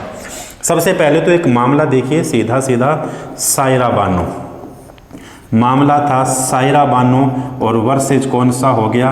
भारत संघ मामला हो गया। बहुत बढ़िया बात, क्लियर हुआ। इसी मामले को जो आधार मानकर 2017 के अंदर सुप्रीम कोर्ट के द्वारा किसे समाप्त किया गया था? 3 तलाक को क्या कर दिया गया था? समाप्त किया गया था। बहुत अपन डीप इस क्वेश्चन के अंदर नहीं जा रहे, लेकिन जो आपके काम की चीज़ें हैं, किस आर्टिकल को आधार मानकर 3 तलाक को समाप्त किया था? तो आर्टिकल नंबर 13(2) को आधार मानकर क्या किया था? समाप्त किया था।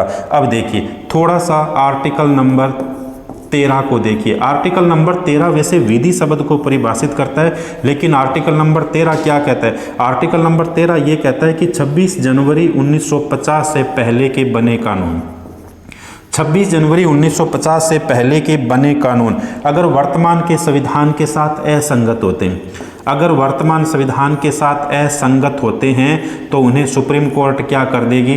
सुप्रीम कोर्ट उन्हें शून्य कर देगी। एक बात तो ये। आर्टिकल नंबर 13(2) क्या कहता है कि अब संसद ऐसा कोई कानून नहीं बनाएगी, अब संसद ऐसा कोई कानून नहीं बनाएगी जो वर्तमान के संविधान के साथ असंगत हो। अगर कानून बना दिया तो सुप्रीम कोर्ट उसे क्या कर देगी? शून्य कर देगी। ये आर्टिकल कौन सा कहता है? 13(2). और आर्टिकल नंबर 13(3) पूर्ण रूप से विधि शब्द को क्या करता है? परिभाषित करता है। पूर्ण रूप से विधि शब्द को क्या करता है, परिभाषित करता है। शॉर्ट के अंदर चीजें थी इसलिए मैंने शॉर्ट के अंदर बताई। लेकिन क्वेश्चन कभी पूछ लिया जाए कि 3 तलाक जो है किस आर्टिकल को आधार मानकर समाप्त किया था, आर्टिकल नंबर 13 2 को आधार मानकर समाप्त किया था। इसके अलावा कब असंवैधानिक घोषित कर दिया गया था, 2017 के अंदर। मामला कौन सा था, सायरा बानो वर्सेज भारत संघ मामला। खुश हो जाइए, लास्ट क्वेश्चन है बस। चलो देखो, स्वतंत्रता के समय भारत की लगभग जनसंख्या कृषि पर कितनी आधारित थी, 75% आधारित थी। ये सेकंड लास्ट था, ये लीजिए लास्ट, सेकंड लास्ट था, ये लीजिए क्वेश्चन लास्ट। जवाब दे दीजिए इसका क्या होगा भाई, जवाब दीजिए इसका क्या होगा। निम्नलिखित में से कौन सी खेड़ा के किसान आंदोलन की मुख्य मांग थी भाई, महात्मा गांधी का पूछा गया है खेड़ा आंदोलन। तो ये खेड़ा आंदोलन होता कब है, ये होता है 1918 के अंदर। क्लियर हो गया। इसी के अंदर महात्मा गांधी ने सबसे पहले जो है हड़ताल शब्द का प्रयोग किया था, हड़ताल शब्द का इसी के अंदर सबसे पहले प्रयोग किया था। तो किस लिए था, राजस्व जो था संग्रह के अंदर ढील दी जाए, यानी राजस्व जो है उसके अंदर थोड़ी हमें सहूलियत प्रदान की जाए, उसका ये था। बहुत ज़्यादा विस्तार से अपन इस क्वेश्चन के अंदर नहीं जा रहे, विस्तार वाली बातें अपनी पहले चल रही थी, उस क्लास को मैं फिर से जब लेके आएंगे तब विस्तार से अपन चर्चा करेंगे। कैसे हो आप सब, बहुत बढ़िया होंगे आप सब, बिल्कुल। तो बताइए कैसा लगा ये सेशन, बताइए कैसी लगी ये क्लास, और आप हमें ये भी बताओगे कि आज वाले क्वेश्चन कैसे लगे। अगर ये क्वेश्चन बहुत अच्छे लगते हैं तो बच्चों प्रत्येक दिन मैं आपके सामने 50 से लेके 60 क्वेश्चन लेके आता हूँ। इस क्लास को मेरा शुरू करने का मोटिव और मकसद केवल एक ही था कि बेहतरीन के साथ में नंबर ऑफ क्वांटिटी, खूब सा नंबर ऑफ जो क्वांटिटी होगी, नंबर ऑफ क्वेश्चंस होंगे वो आपके सामने ज़्यादा लेके आए। और उसी पर्पज से जो बच्चों पहले क्लास थी उसमें केवल मैं आपके सामने 10 क्वेश्चन करवा पाता था 1 घंटे के अंदर। क्यों, क्योंकि उसमें सारे क्वेश्चन को अपने विस्तार से चलते थे। तो अब यहाँ पे आपकी 2 चीज़ें कवर होने वाली है, थोड़ा सा ध्यान से सुनिए। 2 चीज़ें कौन सी कवर होने वाली है, पहली चीज़ तो आपकी ये कवर होने वाली है कि 2023 के जितने क्वेश्चन पूछे गए थे SSC GD के अंदर, वो सारे क्वेश्चन मैं आपको इसी सीरीज के अंदर करवा दूंगा। दूसरी बात ये होगी कि टोटल जो है 76 सीरीज थी, टोटल जो है क्षेत्र प्रैक्टिस सेट है बच्चों। जिस क्षेत्र प्रैक्टिस सेट के अंदर मैं आपके सामने 4 प्रैक्टिस सेट लेके आ गया, तो 76 को 4 से गुना करते हैं तो कितने हो गए, 19 चौका 76। बिल्कुल सही है या गलत है, बिल्कुल सही है भी, 19 चौका 76, 19 चौका 76 बिल्कुल सही है। तो लगभग ये 15 प्रैक्टिस सेट के अंदर मैं आपको SSC 2023 के अंदर प्रीवियस ईयर के जितने सारे क्वेश्चन आए हुए हैं वो उतने सारे क्वेश्चन आपको करवा दूंगा कवर। और दूसरी बार मजे वाली बात ये होगी कि क्वेश्चन तो एक है, फिर भी मैं चाहे कितनी स्पीड में चल रहा हूं, कोई भी क्वेश्चन देखिए लगभग मैंने आपको 5-5 जानकारियां दे दी। कोई भी क्वेश्चन देखोगे लगभग 4 से 5 जानकारियां मैं फटाफट पॉइंट टू पॉइंट आपको बताता जा रहा हूं। बढ़िया तरीके से तैयारी करिए, शुभकामनाओं के साथ आप बढ़िया से तैयारी करिए। कैसी लगी क्लास हमें कमेंट बॉक्स के अंदर आप हमें जरूर बताओगे। एक मैंने आपसे क्वेश्चन पूछा था, जाते जाते मैं उस क्वेश्चन को रिपीट कर देता हूं। क्वेश्चन आपके सामने ये था कि अशोक के शिलालेखों को पढ़ने वाला पहला अंग्रेज अधिकारी कौन था। कमेंट बॉक्स में जाइए, आप अच्छे अच्छे कमेंट करिए, क्लास को लाइक करिए, शेयर करिए, और कभी कभार आप शेयर कर दीजिए वही क्लास को। Thank you all of you dear student. मिलते हैं कल से नई क्लास के अंदर। धन्यवाद।